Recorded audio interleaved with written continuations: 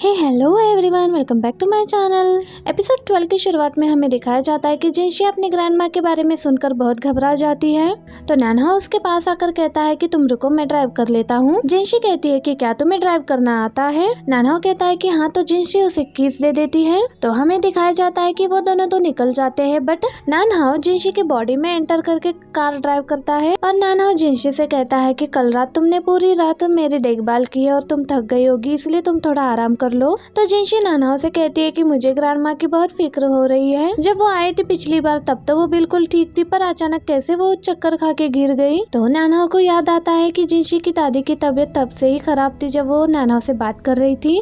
और नानहा जिनशी को दिलासा देते हुए कहता है कि तुम फिक्र मत करो, मैं हूँ ना तुम्हारे साथ। थोड़ी देर बाद वो लोग पहुँच जाते हैं हॉस्पिटल। हम देखते हैं कि नानहा जिनशी के बॉडी से बाहर आता है और जिनशी को उठाने लगता है कि हम पहुँच गए हैं। कहता है कि हम हॉस्पिटल के पार्किंग लॉट में हैं। जिनशी कहती है कि सॉरी, मुझे नींद लग गई थी। नानहा कहता है कि कोई बात नहीं, तुम थक गई होगी। और हम आगे देखते हैं कि वो बाहर आकर हॉस्पिटल में पहुंच जाते हैं और जिनशी अपनी ग्रैंडमा के पास आती है और देखकर उन्हें रोने लगती है। अपनी ग्रैंडमा का हाथ पकड़कर वहाँ बैठी हुई अपने स्कूल फ्रेंड से पूछती है कि ग्रैंडमा कैसी है। वो कहती है कि ग्रैंडमा एक्चुअली ट्रीटमेंट ले रही थी और वो बिल्कुल अकेली थी और वो तुम्हें बताकर तुम्हें परेशान नहीं करना चाह रही थी। नानहा को देखकर वो कहती है कि ग्रैंडमा तुम्हारे बारे में सोचकर बहुत फिक्र करती थी, अब नानहा तुम्हारे साथ है तो ग्रैंडमा की फिक्र खत्म हो गई। थोड़ी देर बाद जिनशी बाहर आकर अपने मैनेजर को कॉल करके बताती है कि क्या वो थोड़े दिन के लिए लीव ले सकती है और वो ग्रैंडमा के कंडीशन के बारे में बताती है उसे। उसकी मैनेजर कहती है कि शो के लिए सब लोग बिजी और पूरी रात काम कर रहे हैं, क्या तुम ये भूल गई? जिनशी कहती है कि मेरे पास कोई चॉइस नहीं है, वो मेरी जिंदगी की सबसे इम्पोर्टेंट पर्सन है और उनके बिना मैं नहीं रह सकती और मेरे सिवा उनकी देखभाल करने के लिए कोई नहीं है। मैनेजर को भी मानना पड़ता है। जिनशी उन्हें थैंक यू कहकर कॉल कट कर देती है। और आगे हम देखते हैं कि रात में ग्रैंडमा को होश आता है। ग्रैंडमा जिनशी को वहाँ पर देखकर उठकर बैठ जाती है और वो गॉड से प्रे करती है कि गॉड, मैंने अपनी पूरी लाइफ में आपसे कुछ भी नहीं मांगा, बट इस टाइम पहली बार मैं आपसे कुछ मांग रही हूँ।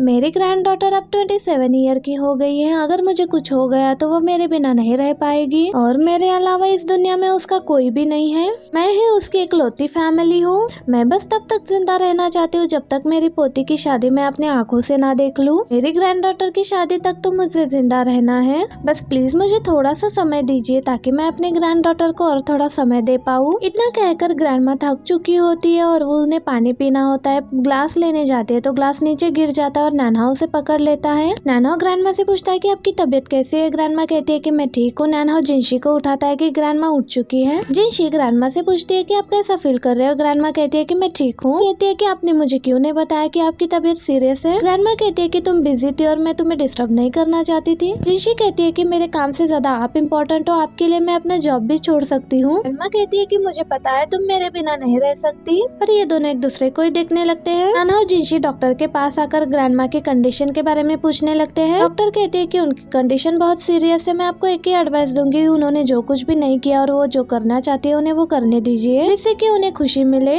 ये सुनकर जिनशी घबरा जाती है और वो ग्रैंडमा के पास आती है तो ग्रैंडमा सो चुकी होती है और जिनशी कहती है कि ग्रैंडमा फिर से सो गई। थोड़ी देर बाद यहाँ पर डिंग आता है, वाईफाई कनेक्शन और कुछ जरूरत के सामान लेकर आता है। जिनशी कहती है कि तुम्हें कैसे पता कि हम यहाँ पर हैं? वो कहता है कि मैंने उसे यहाँ पर आने के लिए कहा। ग्रैंडमा डिंग से कहती है तुम यहाँ पर क्यों आए हो? डिंग कहता है कि मैं आपको मिलने के लिए आया हूँ। जिनशी कहती है कि इसने स्पेशली आपके लिए छुट्टी ली और हमारे जरूरत के सामान भी लेकर आया है। नानहा और डिंग ग्रैंडमा के लिए कुछ खाने के लिए लेकर आने के लिए जाते हैं। यहाँ ग्रैंडमा जिनशी से कहती है कि अब तुम शादी कर लो। जिनशी कहती है कि ये इतना इम्पोर्टेंट नहीं है, आपकी हेल्थ सबसे ज्यादा इम्पोर्टेंट है, आप जल्दी से ठीक हो जाओ फिर मैं शादी कर लूंगी। और ग्रैंडमा और जिनशी दोनों बहुत सारी बातें करते हैं। थोड़ी देर बाद नानहा ग्रैंडमा के लिए खाना लेकर आता है। ग्रैंडमा वो खाने लगती है। जिनशी ड्राइंग निकालने लगती है। ग्रैंडमा पूछती है कि हो गया? जिनशी कहती है कि मुझे थोड़ा और टाइम लगेगा।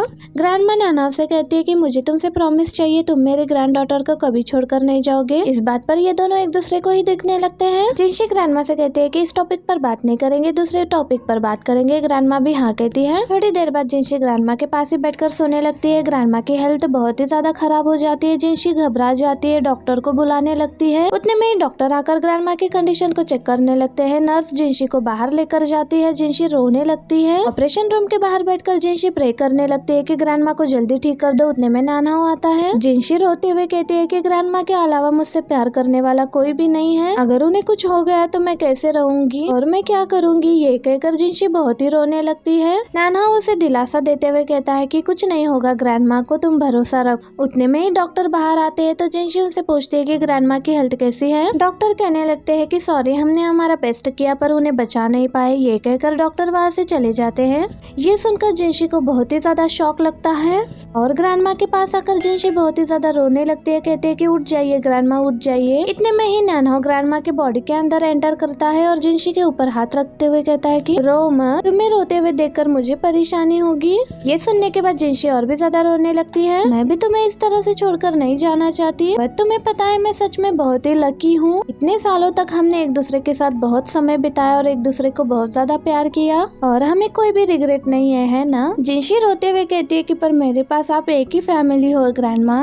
तो ग्रैंडमा कहती है कि नहीं, तुम्हारे पास अभी भी नैनहाओ है और वो तुमसे बहुत प्यार करता है और वो तुम्हारी अच्छे से केयर भी करेगा।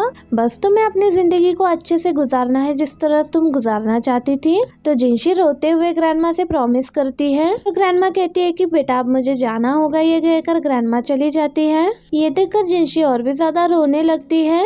नैनहाओ आकर जिनशी को संभालने लगता है और कहता है कि मैं तुम्हारे साथ हूँ। रात को ग्रैंडमा के घर में जिनशी के लिए नैनहाओ ने खाना बनाया होता है। नैनहाओ ने वही डिशेस बनाई होती है जो ग्रैंडमा जिनशी के लिए बनाती थी। जिनशी ये खाना देखकर और भी ज्यादा इमोशनल होती है और रोते हुए खाने लगती है। तो उसे ग्रैंडमा की याद आती है। लास्ट टाइम ग्रैंडमा उसके लिए श्रिम्प बनाकर लेकर आई थी। ये खाने के बाद जिनशी और भी ज्यादा रोने लगती है। रोते हुए वो नैनहाओ को जल्दी से हग कर लेती है और कहती है कि थैंक यू ग्रैंडमा के डिशेस बनाने के लिए। रात को जिनशी ग्रैंडमा की ड्राइंग निकाल रही होती है। नैनहाओ उसकी पिक्चर लेता है। नैनहाओ देखता है कि उसकी स्पिरिचुअल एनर्जी धीरे धीरे जा रही है और वो ये बात जिनशी को बिल्कुल भी नहीं बताता क्योंकि नैनहाओ जिनशी को और परेशान नहीं देखना चाहता। नैनहाओ उसके पास आकर उसे सॉरी कहने लगता है। कहता है कि सॉरी, मुझे तुम्हारे पास आने में बहुत लेट हो गया। तुम्हें ढूंढने में मुझे 1000 साल लग गए, बट मैं अब खुश हूँ कि मैंने फाइनली तुम्हें ढूंढ लिया है और अब तुम मेरे पास और मेरे साथ हो। ये दोनों एक दूसरे को ही देखने लगते हैं। रात में दिखाया जाता है कि नैनहाओ की हेल्थ और भी ज्यादा खराब हो गई थी। नैनहाओ जिनशी से सॉरी कहता है, मुझे तुम्हारी देखभाल करनी चाहिए और तुम्हें ही मेरी देखभाल करनी पड़ रही है। नैनहाओ को ठीक करने के लिए जिनशी नैनहाओ को किस करने लगती है, फिर भी कुछ भी असर नहीं हो रहा था। देखकर जिनशी बहुत ही ज्यादा घबरा जाती है और डिंग से कहती है कि तुम नैनहाओ को एशियंट हाउस लेकर जाओ अभी के अभी। नैनहाओ को अभी के अभी उसके कफन में जाकर सोना बहुत ही ज्यादा जरूरी है, तुम मेरी बात मानो, उसे लेकर जाओ। डिंग कहता है कि ठीक है। जिनशी कहती है कि मुझे ग्रैंडमा के फ्यूनरल तक यहाँ पर रहना होगा।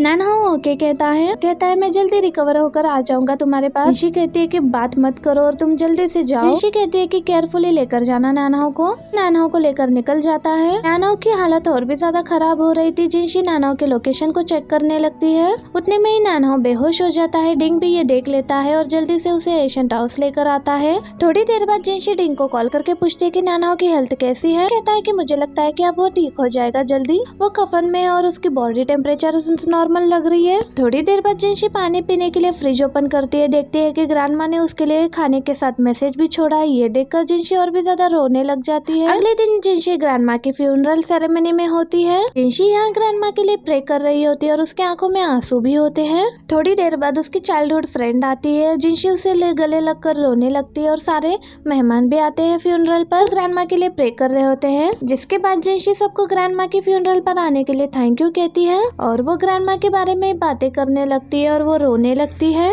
इतने में हम देखते हैं कि नैनहाओ यहाँ पर आ जाता है। जिनशी उसके गले लगकर उसे पकड़कर रोने लगती है बहुत ज्यादा। हम देखते हैं कि डिंग नैनहाओ को कॉल करके पूछता है कि तुम कहाँ चले गए थे ब्रो, मैं तुम्हारे लिए परेशान हो गया था।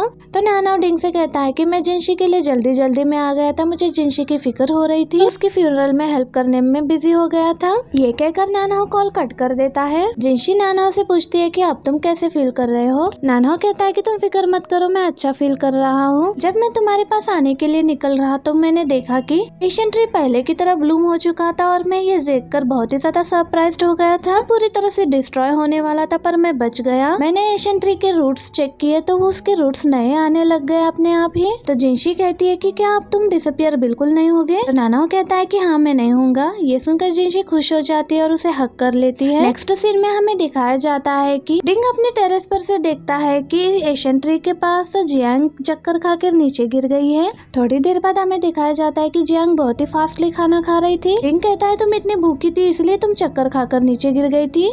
और वो जियांग से पूछने लगता है कि बट तुम अंदर कैसे चली गई। जियांग कहती है कि जिनशी ने मुझे कीज दिए थे इसलिए मैं अंदर जा पाई। डिंग कहता है कि हाँ इसलिए। जियांग कहती है कि मैं यहाँ नैनहाओ को देखने के लिए आई थी। डिंग कहता है कि पर वो तो जिनशी के पास चला गया। वो कहती है कि क्या वो रिकवर हो गया। और जियांग डिंग से कहती है कि तुम ये बात किसी को मत बताना कि मैं यहाँ चक्कर खाकर गिर गई थी।